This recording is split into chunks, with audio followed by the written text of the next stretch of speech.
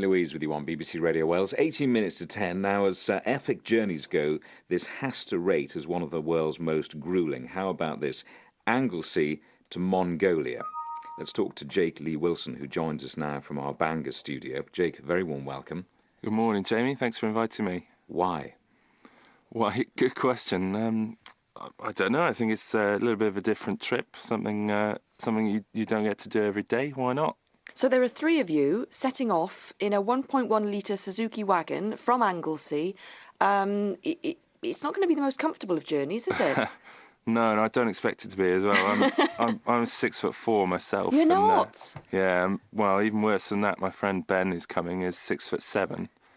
So it's definitely going to be a bit of a squeeze. Have all three of you actually sat in the car together yet? You know, we've yet to do that. Oh, Jake. So Schoolboy you're error. trainee solicitor, optician and professional oarsman. Will that be useful on this long journey? Well, it might come in handy if... not particularly, no. So tell us about the route. Where do you head to?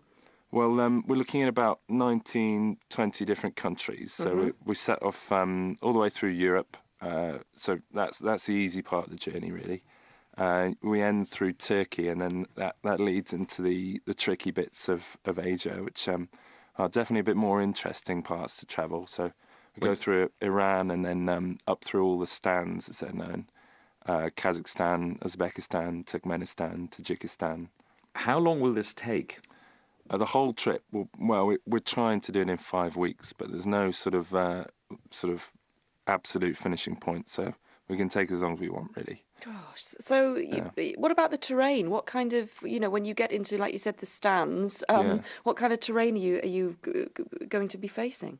Well, it's a bit of a mix, really. There's all sorts of mountain passes we've got to go through. Obviously, finishing in Mongolia, we're going to hit the Gobi Desert, which is going to be pretty tough on the car. But yeah, there's all sorts, really, all sorts. And of all the cars you could take, perhaps this isn't the best suited to this journey. Why something this little? No, it's basically the organisers of the event. They're called the Adventurists. Their mission in the world is to make life a bit more interesting. So they've set this rule on this charity rally that we're doing that says all cars have to be 1.1 litres or under, just to encourage you, basically, to make the trip that bit harder, to sort of almost guarantee that the car's going to break down. So what about what about when it breaks down? Are any of you any good? I can change a tyre. Ben can fill up the screen wash. Dave's good at cleaning windows. That's pretty much our. It's all you need in Uzbekistan. That's all you require, right? Exactly, absolutely fine. Because the RAC and other road agencies will be able to cover you in Iran and Kazakhstan, I should imagine. Well, that's where the interesting bit comes in. I mean, if we do break down, then obviously we're going to have to get involved and have some adventures, find some new friends, and see what's going on in the world, really. Yeah, it sounds like quite an adventure, doesn't it? I can't wait. It's going to be a great trip. Really? And what about where you're going to stay? Are you camping? How are you going to stay when you have stop-offs? Where are you going to be staying? Well, we're taking a tent along with us, obviously. Yeah. Probably be sleeping by the side of the road quite a lot. But guarding the precious vehicle, obviously. In case someone nicks it, you wouldn't want that, would you? Well, yeah.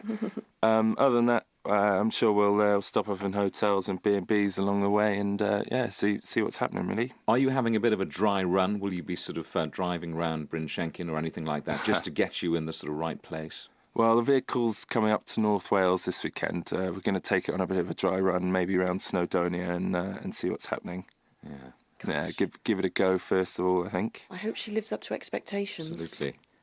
No, she's good. She's just gone through a paint job. Oh, is she? What colour is she? She's bright yellow. Nice. We thought that looked a little bit like the Yellow Submarine, obviously from the Beatles. So we've added portholes to it and some flashing racing stripes. It looks great. Useful from the air as well, I imagine. So a helicopter can find you in the Gobi Desert. Yes. Yeah, we'll definitely be standing out. Definitely. Does it have a sunroof? No. We Just don't have thinking the to stick your luxury of head a through the sunroof. top, you know, if it's a bit cramped. Well, we could always make a hole in the top. I don't know. It's we've got to put a roof rack on actually to fit all our bits on the top. So that's still to come. And who's the best map reader? I mean, 3 blokes in the car, you'll be fine. Yeah, well, that's another thing. Another rule is you're not allowed GPS with you, so we won't be taking any GPS. We'll just be taking maps. And actually, the very first rally they did a few years ago, all they had was an A4 sheet of Mongolia, so they had no idea where they were going. So hopefully it'll be a reenactment of that. We'll see. Because as a bloke, obviously, you won't want to stop and ask directions. Oh, exactly. No. No, it'd be even worse when you don't speak their language. Yeah. Yes. Yes. Well, that's an excuse not to stop then, isn't it? Absolutely. No one will understand you. You're keeping a video diary, aren't you? Yeah, that's right. Yeah, they'll be on our website. Hopefully, we'll be making it into a documentary. But our team name is Shads Inc., which stands for Shadows Incorporated. Yeah. And it's in a great cause. Yeah, absolutely. Yeah, there's a good cause behind it. We're trying to raise money for Mercy Corps, which are a big charity that do a lot of work in Central Asia. Okay, so the website for following the video diary is shadzinc.co.uk, is that right? Yeah, it's got shads-inc.co.uk. Okay, Yeah, absolutely. Good. And the good. car gets abandoned after this epic journey. Yeah. Well, unfortunately, we've got to leave it there when we get there, which is going to be hard, I think, once we've gone through all those good times with it. Yeah, that would be quite emotional. Yeah, I think it will be. We'll definitely be saying goodbye. But yeah, that gets donated to charity, so it'll either be used as a service vehicle or auctioned off, and the money will go to this charity. Will they want it after you finished with it? Well, this is a question, you see. Will it be any good once it's there? I'm sure it will.